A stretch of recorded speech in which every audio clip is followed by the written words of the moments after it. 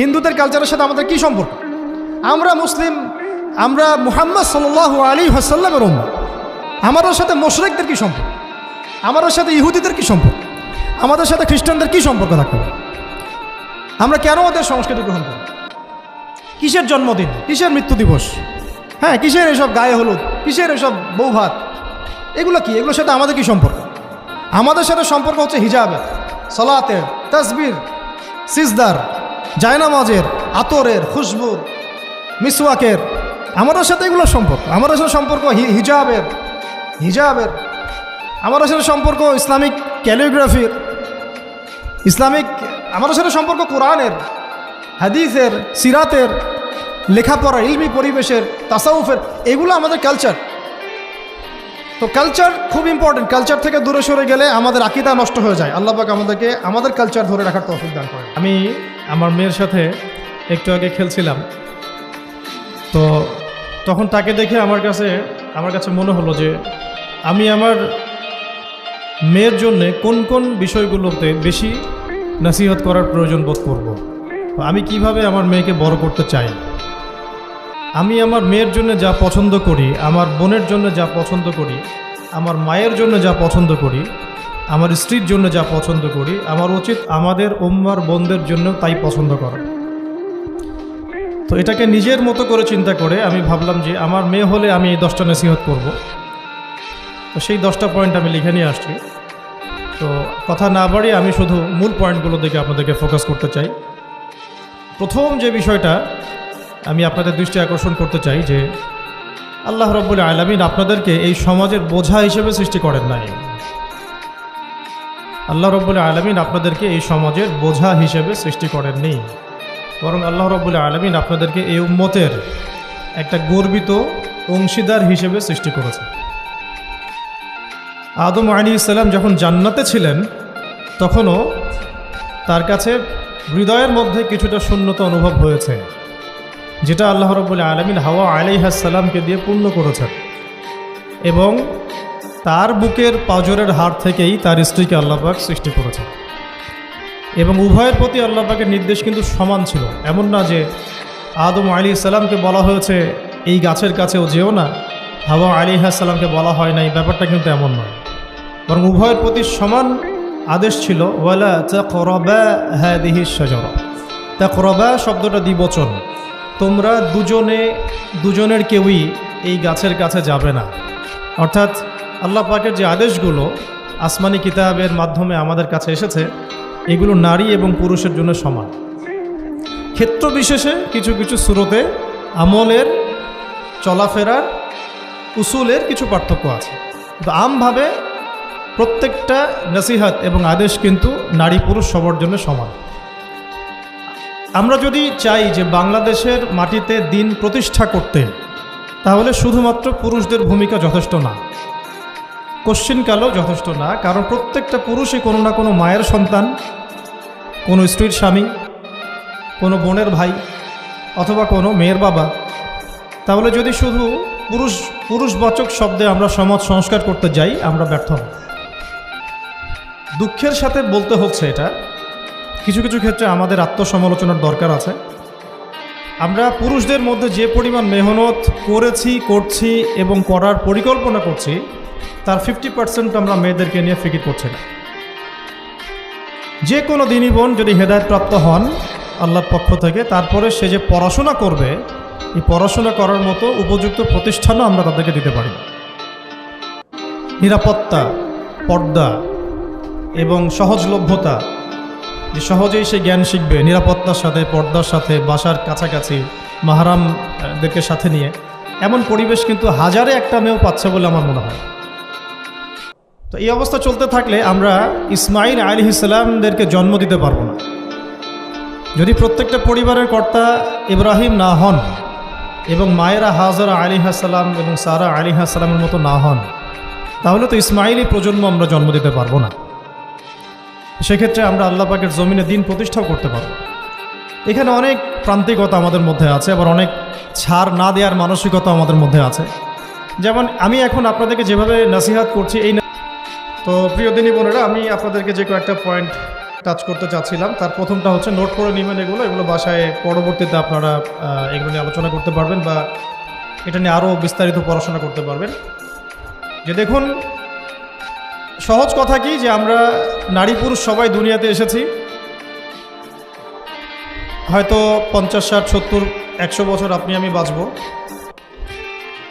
এবং এরপরে কিন্তু আমাদেরকে একটা জার্নি শুরু করতেই হবে। এখন আমাদের সহজ কথা কি? সহজ কথা হচ্ছে আমাদেরকে দুনিয়াতে আল্লাহ পাকের দাসত্ব করতে হবে, পরিপূর্ণ ইসলাম পালন করতে হবে, এবং আল্লাহ পাকের জমিনে তার দিনটাকে প্রতিষ্ঠার চেষ্টা করতে হবে। এছাড়া তো আমাদের কোনো কাজ নাই পৃথিবীতে আমাদের কাজটা কি আসলে? এই পৃথিবীতে আমাদের কাজটা কি? 1 নাম্বার হচ্ছে আল্লাহ পাককে চিনতে শেখা, আল্লাহ পাকের সামনে আত্মসমর্পণ করা, তার নবীর সুন্নতগুলো মেনে চলা, হালাল খাওয়া, একটা আদর্শ পরিবার গঠন করা, সন্তানদেরকে মানুষ করা, দিনের দাওয়াতের কাজ করা এবং দিনটাকে আল্লাহর জমিনে প্রতিষ্ঠার চেষ্টা করা। এছাড়া কি আমাদের কোনো কাজ আছে পৃথিবীতে? বাকি যে কাজগুলো সেগুলো আনুষঙ্গিক, এবং সেগুলো ইবাদত হিসেবে গণ্য হবে যদি আল্লাহর জন্য হয় এবং রাসূলের তরিকায় হয়। যেমন কেউ যদি ঘুমায়, ঘুমানোর কাজটাও তো ইবাদত, যদি সেটা রাসূলের তরিকা মোতাবেক হয়। সিম্পল। খাওয়া দাওয়া করা, আমরা আমাদের চাহিদায় খাই, কিন্তু এটাও ইবাদত হিসেবে গণ্য হবে যদি খাওয়ার সুন্নাতটা আমরা ঠিকমতো আদায় করতে পারি। তাহলে প্রতিটা কাজই সুন্নাত এবং ইবাদত হবে যদি আমরা সেটার তরিকা ঠিক রাখি। মূল কাজগুলো কি? মূল কাজগুলো হচ্ছে যে, আবার বলতেছি, মূল কাজগুলো হচ্ছে 1, এই পৃথিবীতে আল্লাহকে চেনা, আল্লাহকে চিনতে শেখা। 2, আল্লাহ রাব্বুল আলামিনের সামনে শর্তহীন আত্মসমর্পণ, শর্ত সাপেক্ষে না, একদম নিঃশর্ত আত্মসমর্পণ। 3, আল্লাহ পাকের সমস্ত হুকুম আহকামগুলো মেনে চলা। 4, রাসূলুল্লাহ সাল্লাল্লাহু আলাইহি ওয়াসাল্লামের আদর্শ প্রত্যেকটা কাজে বাস্তবায়ন করা, সুন্নতের উপর থাকা। 5, হালাল খাওয়া। 6, আদর্শ পরিবার গড়ে তোলা। 7, সন্তান প্রতিপালন। 8, সৎ কাজে আদেশ। 9, অসৎ কাজে নিষেধ। 10, আল্লাহ পাকের এই জমিনের মধ্যে দিনটাকে প্রতিষ্ঠার চেষ্টা করা, যার যা সামর্থ্য আছে তাই দিয়ে। কেউ জান দিয়ে করবে, কেউ মাল দিয়ে করবে, কেউ কথা দিয়ে করবে, কেউ লিখনি দিয়ে করবে, কেউ প্রয়োজনে আল্লাহর পথে জিহাদ করবে, কেউ প্রয়োজনে শহীদ হবে, যার যেটা সুরত সে সেভাবে করবে। এছাড়া কি দুনিয়াতে আমাদের কোনো কাজ আছে? এই কাজগুলোর মধ্যে, এই কাজগুলোকে যদি আমরা বাস্তবায়ন করতে পারি তাহলে দুনিয়াতেও সফল হব ইনশাল্লাহ, পরকালেও জান্নাতে যাবো ইনশাল্লাহ। এই তো, এই কাজগুলো যদি আমরা বাস্তবায়ন করতে পারি দুনিয়াতেও সফল হব ইনশাআল্লাহ এবং পরকালেও জান্নাতে যাবো ইনশাআল্লাহ। এক্ষেত্রে এই গন্তব্য হাসিল করার জন্যে যে কাজটা সবার আগে দরকার, এতক্ষণ যেগুলো বললাম, এই গন্তব্যটা হাসিল করার জন্য সবার আগে যে কাজটা দরকার সেটা হচ্ছে সেটা হচ্ছে শরিয়াতের একটা ন্যূনতম জ্ঞান অর্জন করা। শরিয়াতের ন্যূনতম একটা জ্ঞান অর্জন করা। শরিয়াতের ন্যূনতম জ্ঞান বলতে আমি কি মিন করছি, কি বোঝাচ্ছি? আমি বোঝাচ্ছি কমপক্ষে আপনাকে বিশুদ্ধ করে কোরআন তেলাওয়াত করা শিখতে হবে, 1 নাম্বার। এর সাথে আপনাকে আরবি ভাষা কিছুটা হলেও শিখতে হবে যাতে আপনি কোরআনটা বুঝতে পারেন। 3 নাম্বার হচ্ছে হাদিস শাস্ত্র পড়ার যোগ্যতা আপনাকে অর্জন করতে হবে, মানে হাদিস পড়াশোনা করতে হবে। 4 নাম্বার নবী সাল্লাল্লাহু আলাইহি ওয়াসাল্লামের পবিত্র সিরাত অর্থাৎ জীবনী, এটা আপনাকে পড়তে হবে। মনে থাকবে তো? লিখে নেন। 5 নাম্বার হচ্ছে, 1 নাম্বার কি বলেছিলাম? বিশুদ্ধ কোরআন তিলাওয়াত। তারপরে বলেছি আরবি ভাষা শিক্ষা করা। তারপরে বলেছি হাদিস পাঠ। তারপরে বলেছি সিরাত পাঠ। 5 নাম্বার হচ্ছে আকীদা বিশুদ্ধ করা। আকীদা বিশুদ্ধ করা। আকীদার অনেক কিতাব আছে এবং আকীদার আরও অনেক দার্সও আছে, এটা নিয়ে আমরা পরে আলোচনা করব ইনশাআল্লাহ। 6 নাম্বার হচ্ছে আপনার ইসলামের ইতিহাস পড়াশোনা করতে হবে, ইসলামের ইতিহাসটা পড়াশোনা করতে হবে। 7 নাম্বার হচ্ছে ইসলামিক অর্থনীতি পড়াশোনা করতে হবে, ইসলামী অর্থনীতির জ্ঞান রাখতে হবে। 8 নাম্বার ইসলামিক পারিবারিক জীবন ব্যবস্থার জ্ঞান অর্জন করতে হবে, ইসলামিক পারিবারিক জীবন ব্যবস্থার জ্ঞান অর্জন করতে হবে। 9 নাম্বার সন্তান প্রতিপালন কিভাবে করতে হয়, ইসলামিক প্যারেন্টিংয়ের জ্ঞান অর্জন করতে হবে। 10 নাম্বার হচ্ছে যে ফিকহের জ্ঞান অর্জন করা। ফিক মানে হচ্ছে তুলনামূলক যে মাসলা মাসাইলগুলো না জানলে আমরা আমল করতে পারবো না, এই মাসলা মাসাইলগুলো জেনে নেওয়া, যেটাকে আমরা বলি যে ফরজে আইনের জ্ঞান, ফরজে আইনের জ্ঞান। তাহলে এখানেও 10টা পয়েন্ট বের হয়ে আসলো, তাই না? তাহলে আমার সাথে একটু রিপিট করেন। প্রথমে বলেছি ইলম অর্জনের ক্ষেত্রে আপনাকে আগে কোরআন দিয়ে শুরু করতে হবে। মানে কোরআন যিনি তেলাওয়াত করতে পারেন না তিনি হতভাগা। মুসলিম পরিবারে জন্মগ্রহণ করেও যিনি কোরআন তেলাওয়াত করতে পারেন না, আমি মনে করি না এই পৃথিবীতে তার চেয়ে হতভাগা কেউ আছে, আমি মনে করি না। মানে কোরআনের সাথেই সম্পর্ক নাই, মানে আল্লাহর কিতাবই সে তেলাওয়াত করতে পারে না, তো সে এই পৃথিবীর সম্পদ নয় বরং বোঝা। আল্লাহ পাক আমাদের সবাইকে আল্লাহর কিতাব শেখার তৌফিক দান করেন। এক নাম্বার, এখান থেকে শুরু হবে পড়াশোনা। আগেই একটা আদনান ভাইয়ের বই নিয়ে নিলাম, আগে একটা অমুক স্কলারের বই নিয়ে নিলাম, আগে একটা তমুক স্কলারের বই নিয়ে নিলাম, এভাবে পড়াশোনা শুরু করতে হয় না। পড়াশোনা শুরুটাই হবে আপনার কোরআন থেকে। সব বন্ধ, আগে কোরআন তেলাওয়াত থেকে শুরু করতে।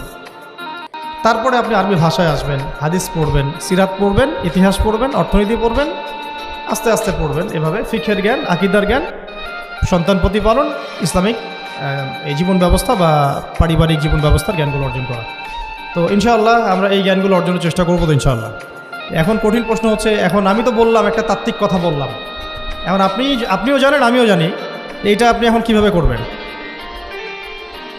করবেন, সম্ভব কি না আপনার পক্ষে?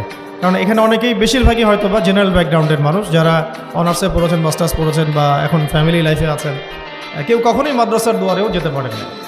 তাই এখন যদি আপনি এগুলো শুরু করতে চান তাহলে আপনার সামনে অপশন কী আসুন? আপনি কি আবার শুরু থেকে মাদ্রাসায় ভর্তি হতে পারবেন? উত্তর হচ্ছে না। তাহলে সেকেন্ড অপশন হচ্ছে মাদ্রাসা ভিত্তিক যদি শর্ট কোর্স চালু করা হয়, সেই শর্ট কোর্সগুলো আপনাকে করতে হবে, এছাড়া তো কোনো অপশন নাই। 3 নম্বর আরও প্রশ্ন আসবে, এটা কি আপনি অফলাইনে সব জায়গায় মুভ করে করতে পারবেন? উত্তর হচ্ছে না। যদি আপনার অফলাইনে আপনার সামনে কোনো সুযোগ থাকে তাহলে তো ভালো, যে আপনার বাসার পাশে একটা মাদ্রাসা আছে বা আপনার এলাকাতে একটা সুন্দর মাদ্রাসা আছে, এটা থাকলে তো আলহামদুলিল্লাহ এবং ভালো, আমরা চাই সেটাই হোক। কিন্তু সবার ক্ষেত্রে এটা পসিবল হয়ে ওঠে না। এই কারণে অনলাইনের কোর্সগুলোর দিকেও একটু ফোকাস করতে পারেন, যাতে ঘরে বসে পর্দার সাথে আপনি কোর্সগুলো করতে পারেন। 4 নম্বর পয়েন্ট হচ্ছে, এই কোর্সগুলো করলেই আবার সব শেখা যায় না। কারণ অনলাইনের কোর্সগুলো তো আপেক্ষিক, এগুলো সব সামনাসামনি বসে তো পড়ানো হয় না, এই কারণে ইফেক্টটা আসে না। এই যে সামনে বসে লেকচার দিচ্ছে, এটার যে ইম্প্যাক্ট, এটা অনলাইন লেকচার শোনার ইম্প্যাক্টটা সেম না কখনো। এই জন্যে আমরা সবসময় বলি যে ওস্তাদদের সামনে গিয়ে দার্স নেওয়া, আর এই সুযোগটা তো সবাই সব মেয়ে পাচ্ছেন না। এই জন্য আমরা আপনাদের প্রতি আহ্বান করব এবং আমরাও উদ্যোগ নেওয়ার চেষ্টা করব, যাতে প্রত্যেকটা বিভাগীয় শহরে, অ্যাটলিস্ট প্রত্যেকটা বিভাগীয় শহরে মেয়েদের জন্য একটা স্বনামধন্য একটা আদর্শ দিনী মার্কাজ প্রতিষ্ঠা করা যায়, যেখানে অফলাইনে আমাদের দিনী বোনরা এসে সপ্তাহে 2 দিন 3 দিন শিখবেন। এতে ইনশাআল্লাহ 1 বছর অনলাইনে পড়ার চাইতে বেশি ফায়দা হবে। কিন্তু এই কাজটা আমার একার পক্ষে করা সম্ভব না, ওনার একার পক্ষে করা সম্ভব না। উনি বললাম এটা নিয়ে আবার ঝগড়া করতে পারে, আমাদের উস্তাজার একার পক্ষে করা সম্ভব না, আমাদের প্রিয় উস্তাজার একার পক্ষে করা সম্ভব না, ঠিক আছে? এটা আবার আমাদের সবাইকেই হাত লাগাতে হবে। আমার কাছে এত অর্থ সম্পদ নাই, আমার কাছে কোনো জায়গা জমিও নাই, থাকলে আমরা আল্লাহর রাস্তা ফি সাবিলিল্লাহ দিয়ে দিতাম। যাদের কাছে আছে তারা এগিয়ে আসেন, প্রতিষ্ঠান গড়ে তোলেন, প্রত্যেকটা এলাকায় একটা করে মেয়েদের মার্কাজ গড়ে তোলেন, টিচারদেরকে আমরা ট্রেন করে দিব ইনশাআল্লাহ, সিলেবাস আমরা দিয়ে দিব ইনশাআল্লাহ, মুআল্লিমা আমরা পাঠাবো ইনশাআল্লাহ। একটা এলাকার বোনদেরকে যেন বাইরে যেতে না হয়, সে এলাকার মধ্যেই তারা 100 জন 50 জন বসে বসে দিন শিখবে। সম্ভব না এটা করা? অনেক আগেই সম্ভব ছিল এবং জরুরিও ছিল, কিন্তু আমরা অন্যদিকে বেশি ফোকাস করছি। মেয়েদেরকে সত্যি এখানে আমরা অবহেলার মধ্যেই রেখেছি। এখন আমার মেয়ে হয়েছে বলে আমি খুব কনসিয়াস যে আমি এখন মেয়ে নিয়ে কী করবো, আমার মেয়েকে আমি কীভাবে বড় করব। এখন তো আমি মেয়েকে পড়তে অন্য কোথাও পাঠাবো না, কারণ সিকিউরিটি কনসার্ন। আমি আমার মেয়েকে কোথাও মেসে থাকতে দিব না, সিকিউরিটি কনসার্ন, এবং আমাদের গায়রতের খেলাফ, ব্যক্তিত্বের খেলাফ। তাহলে আমার মেয়েকে পড়াশোনা করানোর জন্য আমাকেই প্রতিষ্ঠান গড়ে তুলতে হবে, এবং এমন প্রতিষ্ঠান যেখানে আমার মেয়ে দুনিয়াবি জ্ঞানও পাবে, পরকালের জ্ঞানও পাবে। এটা তো অ্যাভেলেবল না। তো অ্যাভেলেবল হবে কখন? যখন সবাই হাত লাগাবো। দেখেন, আমি একটা হাদিস মনে করে দিই আপনাদেরকে, এটা বলতে চাচ্ছিলাম না কিন্তু বলছি। নবী সাল্লাল্লাহু আলাইহি ওয়াসাল্লাম একদিন ঈদের খুতবা দিচ্ছিলেন, এবং ওই খুতবাতে তিনি বলেছিলেন যে, হে মুসলিম নারীগণ, আমি জাহান্নামে দেখে এসেছি যে তোমাদের সংখ্যা বেশি। মুসলিম নারীগণের সংখ্যা বেশি, এটাও হাদিসের সঠিক ফাহাম না। মানে পুরো এই উম্মতের মধ্যে নারীদের একটা বড় অংশ জাহান্নামে যাবে, এই উম্মতের মধ্যে। তো তোমরা বেশি বেশি সাদাকা করো, তোমরা বেশি বেশি সদকা করো, একটা খেজুরের টুকরা দান করে হলেও জাহান্নাম থেকে বাঁচো। তো এটা বলার পরে বেলাল রাদিয়াল্লাহু আনহু একদিক থেকে আরেক দিক হাঁটছিলেন, সাথে একটা কাপড় ছিল, নারীরা তাদের কেউ গলার হার, কানের দুল, হাতের চুড়ি, এগুলো সোনার সব খুলে খুলে দান করছিল। মেয়েদেরকে সাদাকার মধ্য দিয়ে জাহান্নাম থেকে বাঁচতে হবে। সদকা করার মধ্য দিয়ে মেয়েদেরকে জাহান্নাম থেকে বাঁচতে হবে। আজকে যদি আপনি একটা প্রতিষ্ঠান গড়ে দিয়ে যেতে পারেন, এটা যদি আরও 50 বছর সাস্টেইন করে, এই 50 বছর এখানে যত মানুষ দিন শিখবে, সমস্ত মানুষের ইলমের নেকি আপনি পাবেন। কিন্তু আমরা কিন্তু সবাই ব্যক্তি স্বার্থ নিয়ে চিন্তা করি, আর দুনিয়ার স্বার্থটাকে বেশি প্রাধান্য দিই। আমার 500 জায়গা আমি দিয়ে দিব, আপনি দিচ্ছেন না, বরং আপনি পরকালের জান্নাতের একটা জায়গা আপনি সার্টিফাইড করছেন। কে জানে, হয়তো এই ওসিলায় আপনার জান্নাতের ফয়সালা হয়ে যেতে পারে। কেউ 10% জমির মধ্যে একটা মসজিদ করেছে, হতে পারে এই মসজিদের ওসিলায় আল্লাহ পাক তাকে জান্নাত দিতেও পারেন। কেউ একটা মাদ্রাসা প্রতিষ্ঠা করেছে, এখানে হাজার হাজার স্টুডেন্ট পড়াশোনা করছে, কে জানে, হয়তো এই ওসিলায় আল্লাহ পাক তাকে পরকালে জান্নাত দিতে পারে। সাদাকা, এগিয়ে আসা এবং শিক্ষা খাতে নিজেদের জানমাল, অর্থ সম্পদকে ব্যয় করা আমাদের একার পক্ষে এখন আর এগুলো সম্ভব না। হ্যাঁ, যদি আমার কাছে রাষ্ট্রীয় কোনো ক্ষমতা থাকতো বা শিক্ষা বিভাগের কোনো ক্ষমতা থাকতো, তাহলে প্রত্যেকটা মসজিদ ভিত্তিক আমরা মেয়েদের আলাদা শিক্ষার ব্যবস্থা করতাম। মসজিদ ভিত্তিক, প্রতিষ্ঠানের প্রয়োজনই নাই। মসজিদের মধ্যে একটা আলাদা কর্নার করে ফেলা যায় মেয়েদের জন্য স্বতন্ত্র, এখানে কোনো পুরুষের এন্ট্রেন্সই থাকবে না। মেয়ে শিক্ষিকা, মেয়ে ভলান্টিয়ার সবই মেয়ে, এবং ওস্তাদদেরকে দিয়ে এখানে ফরজে আইন থেকে শুরু করে তাদেরকে একদম মৌলানা পর্যন্ত পড়ানো সম্ভব। উদ্যোগ নেওয়া হয় নাই বিগত 30 বছর 40 বছর। তো ইলম অর্জনের পথে আবার এরকম প্রতিবন্ধকতা আসবে, সেগুলোকে ফেস করার বা সেগুলো সলভ করার জন্য আমাদেরকে কিন্তু ফিকির করতে হবে। আর এই ফিকিরটা একজন দুজন মানুষের কাঁধে চাপিয়ে দিয়ে আপনি কিন্তু দায়মুক্ত হতে পারবেন না। যেমন আজকে সেমিনার এখানে করেছি, আপনারা চাইলে কিন্তু এই ধরনের সেমিনার আপনাদের এলাকাতেও করতে পারেন। সেখানে গেস্ট হিসেবে তাদেরকে ডাকতে পারেন। দাওয়াতের মেহনত শুরু হয়ে গেল। যদি বসে থাকেন যে প্রত্যেক 2 মাস পর পর ওস্তাদারা আয়োজন করবেন এবং আমরা যাব, তো এটা তো তখন এককেন্দ্রিক কাজ হয়ে গেল। তার রেজাল্টটা কিন্তু সামান্য রেজাল্ট পাবেন আপনি, আর যদি সবাই হাত লাগান রেজাল্টটা বেশি হবে। তা আমি আপনাদেরকে উদ্বুদ্ধ করতে চাই যে দিনের পথে আপনারা দাওয়াতের মেহনতে নেমে আসেন, এমনকি দিন প্রতিষ্ঠার সংগ্রামে আমাদের পাশে দাঁড়ান। এর আগে যোগ্যতা অর্জন করেন, যোগ্যতাটা ইলমি যোগ্যতা। আল্লাহ পাক আপনাদেরকে বোঝার তৌফিক দান করুন। এটা 1 নম্বর। এবং ইলমের পথে প্রতিবন্ধকতার কথাগুলো বললাম, এগুলোকে ফেস করার এবং এগুলোকে যেন রিকভার করতে পারি আমরা, সেই তৌফিক আল্লাহ আমাদের জন্য সবাইকে দান করেন। তো একটা খুশির সংবাদই বলবো আপনাদেরকে দিতে চাচ্ছি, যে আমরা এই মিরপুর উত্তরার এই এলাকাটার মধ্যে আমরা চেষ্টা করছি যে অফলাইনে এরকম 2-1টা দিনই মার্কাজ প্রতিষ্ঠা করার, আপাতত ভাড়াতেই। এবং ইনশাআল্লাহ অল্প সময়ের মধ্যে আমরা ঢাকা শহরে, ইনশাআল্লাহ ঢাকা শহরে হোক অথবা ঢাকা শহরের একটু সাইডেই হোক, আমরা নিজস্ব জায়গা কিনে প্রতিষ্ঠান করে দেখাবো ইনশাআল্লাহ। এবং আমাদের পরিকল্পনা হচ্ছে একদম ফ্রম দ্য ভেরি বিগিনিং, এই নুরানি থেকে শুরু করে, প্লে গ্রুপ থেকে শুরু করে আস্তে আস্তে গ্র্যাজুয়ালি দাওরা হাদিস এবং মাস্টার্স পর্যন্ত নিয়ে যাওয়া, দুইটাই যেন থাকে। এবং আমার পরিকল্পনা হচ্ছে মাস্টার্সের পরে আমাদের ছেলেমেয়েরা যেন বড় বড় ফ্যাকাল্টিগুলোতে পড়াশোনা করতে পারে, ওই রাস্তাগুলো খুলে দেয়। তো এই কাজগুলো আমার একার পক্ষে আসলে সম্ভব না। আপনারা যদি এগিয়ে আসেন সবাই, দিনী ভাইরা, দিনী বোনরা এবং আমাদের বিত্তশালী যারা আছেন, যাদেরকে আল্লাহ পাক সৎ হৃদয় দিয়েছেন এবং দান সৎকা করার মতো মানসিকতা দিয়েছেন, ইনশাআল্লাহ আসেন একসাথে হাত লাগে কিছু করি, আল্লাহ পাক করার তৌফিক দান করেন। আর এই দেশের এই সময়টা, দেশের চলমান এই সময়টা আমাদের জন্য দিনের কাজ করার একটা উর্বর সময়। এখন যদি আমরা এই বিষয়গুলো গুছিয়ে নিতে পারি, 10 বছর পরে ভালো ফলাফল পাবো। আমার মেয়ের বয়স আজকে থেকে 10 বছর পরে হবে 11 বছর। 11 বছর বয়সে আমি আয়েশাকে কোথায় দেখতে চাই, মারিয়ামকে কোথায় দেখতে চাই, ঠিক আছে, আমি আমার মেয়ে খাদিজাকে কোথায় দেখতে চাই, এটা আমাকে এখন থেকে ফিকির করতে হবে। রেডিমেড কিছুই পাবেন না, এই যুগ রেডিমেড আপনাকে কিছু দিবেই না। যদি মনে করেন একটা স্কুল প্রতিষ্ঠান চাচ্ছে রেডিমেড, যেখানে বাচ্চাকে ঢুকাবো ওকে আলেমা বানিয়ে বের করে দিবে, এমন কোনো প্রতিষ্ঠান আপনি পাবেন না। রেডিমেড কিছু হয় না, নিজের অনেক কন্ট্রিবিউশন লাগে এখানে। শুধু প্রতিষ্ঠান, শুধু কিতাব কখনোই একজন ব্যক্তির ভবিষ্যৎ গড়তে পারবে না। শুধু প্রতিষ্ঠান, শুধু কিতাব পারবে না। তো অনেক গভীরে চলে যাচ্ছি, মূল কথাটা আশা করি বোঝাতে পেরেছি। ইলম যেমন অর্জনও করতে হবে, ইলম মানুষের কাছে সহজলভ্য করার প্ল্যাটফর্মও তৈরি করতে হবে। আল্লাহ পাক আপনাদের সবাইকে এগিয়ে আসার তৌফিক দান করেন। আমি আসেন শুরু করি, আমরা শুরু করি ইনশাআল্লাহ। আল্লাহ পাকের কাছে তারাই বেশি মাকবুল, তারা বেশি সম্মানিত যারা প্রথমে শুরু করে।